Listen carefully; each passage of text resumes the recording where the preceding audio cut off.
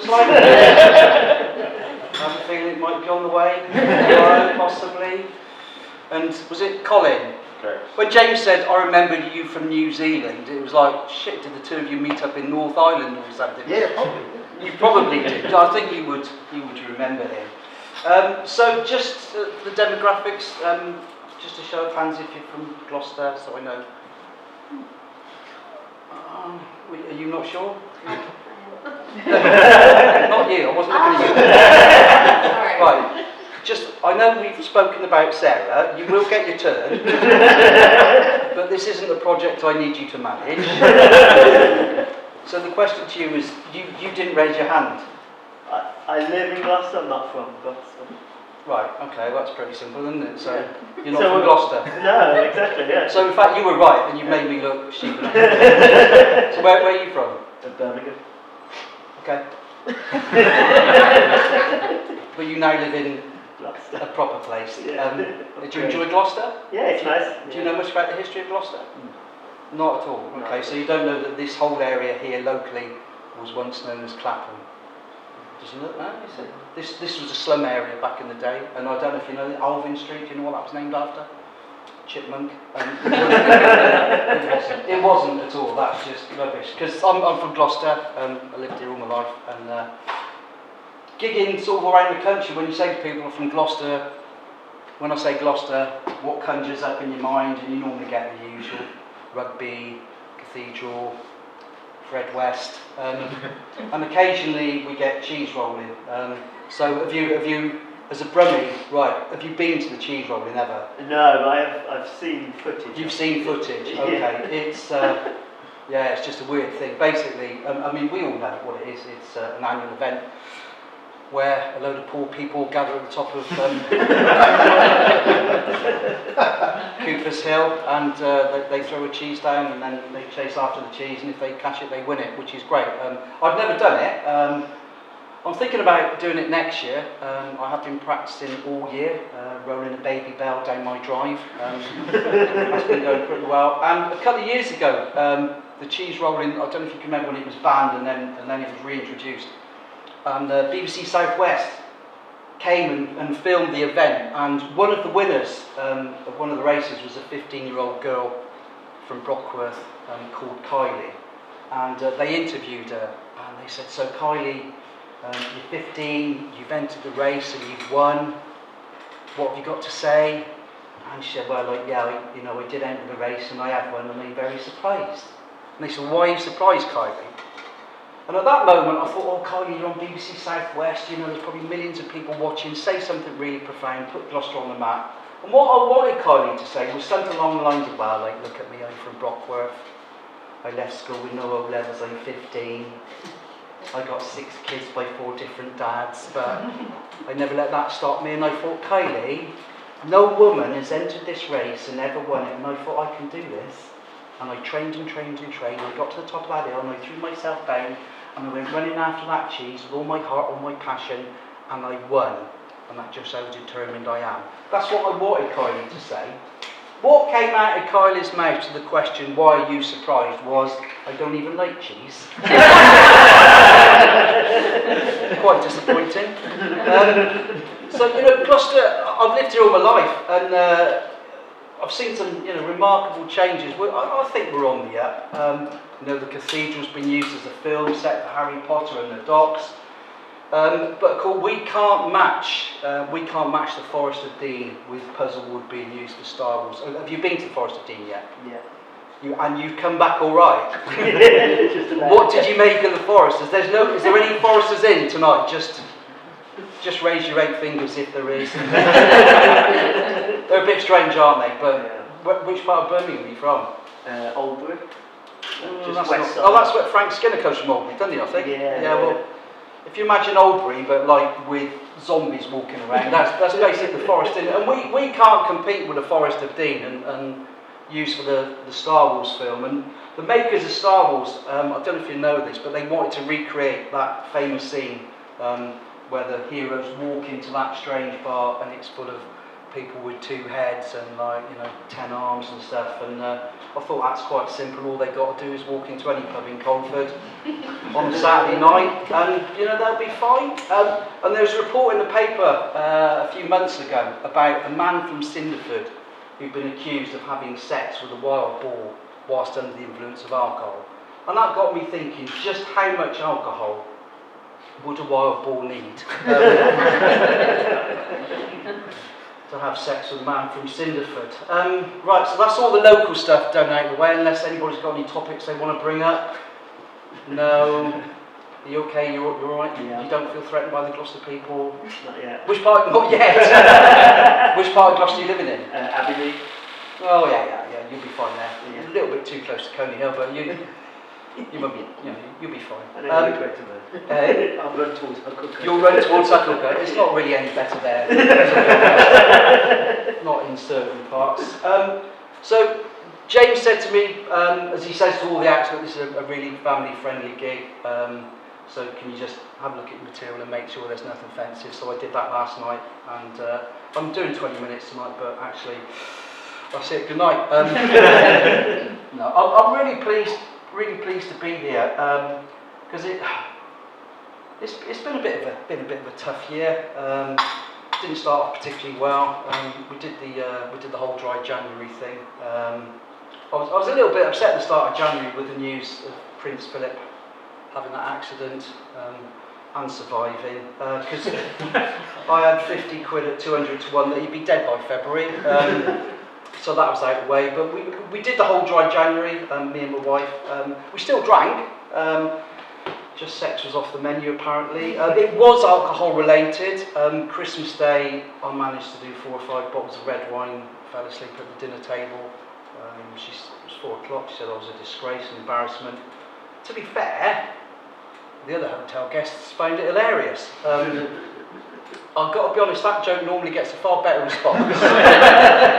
So I think you all need to take a good hard look at yourselves and get on board with it. And my wife's a bit of a fine one to talk, because just before sort of Christmas she said, you had remembered that you're picking me up from my work tomorrow, hadn't you?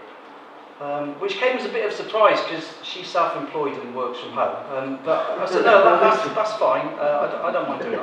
I'll pick you up. So I pulled up outside the Regal in King Square, and she got in the car, sat down, and I made that fatal mistake that blokes make. I just asked her if she'd had a good time. And what I got was, are you saying I'm drunk? No, I'm not saying you're drunk, but clearly you've had a few, aren't you? So I'm absolutely perfectly sober. All right, okay. 5 minutes went past, and then I got, you don't love me, do you? Yes, I do love you. Here we go. You don't love me. So I don't think in all the 20 years we've been married, you've ever really loved me. I said, I do. She said, well, if you love me, she said, you need to prove it. I said, how am I going to do that? She said, right now, in this car, you're going to make love to me. I said, that's not going to happen, is it? She said, why not? I said, well, first of all, we're still sat outside Wetherspoons.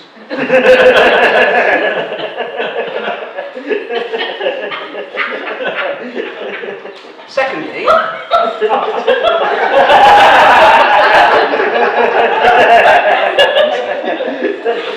sorry, I can wait. Secondly, it's 4 o'clock in the afternoon. And finally, your best friend Chris is in the back of the car.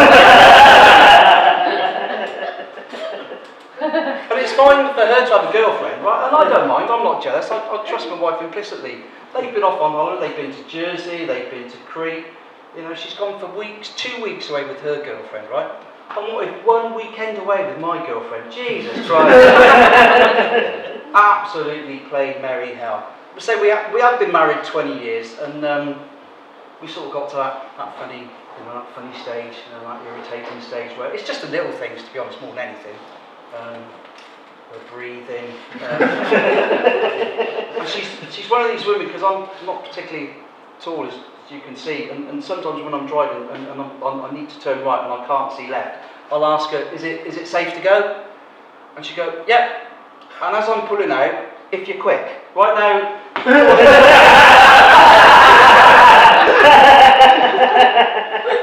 you don't want to hear that, but she hasn't worked out that if it isn't safe to go, she's on the passenger seat, so she's going to get creamed first. But that's, that's fine. And we've been through the same routine every night for 20 years. She goes up to bed.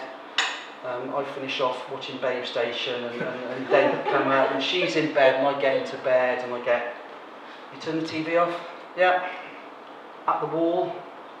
Yes. Because she's one of these people who think that the TV is going to spontaneously combust in the middle of the night, despite not knowing anybody it's ever happened to. Yeah, turn the TV off at the wall. Have you locked the front door? Yes, I've locked the front door. At the bottom? Yes, at the bottom. At the top? No. Why not? You know why not. So I know why. I just like hearing you say it. I forget how small I am, right? I'm 5'2". Or as she puts it, do you realise you're 62 inches tall? Yeah, and she said, well, that's only a fraction taller than 5 plastic rulers if they were stood end to end. Which, yeah, that's harsh, isn't it? I think that's really harsh. And certain things happen to remind me about my height. We went to Alton Towers a few months back, and basically I was allowed on 2 rides, one of which being that big plastic swan on the lake, and the big teacup. And I was still waiting to go on one of the rides, and I heard this voice behind me. Oh, Jesus, look at him. He's tiny. I bet he's not gone up against that measuring stick. I don't think he should be going on this ride. And I learned a couple of things that weekend at Alton Towers. The first thing I learned was it's considered socially unacceptable to meet provocation. And it doesn't matter from what source with violence.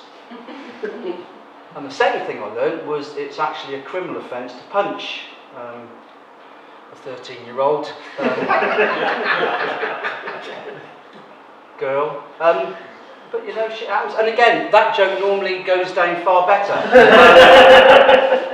You're all right. You're doing not too bad. Some of you are sort of with it, and some of you aren't. I mean, the fact that you laughed heartedly at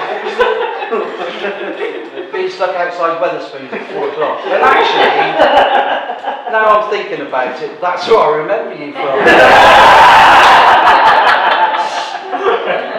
The secret out. You've let the secret out.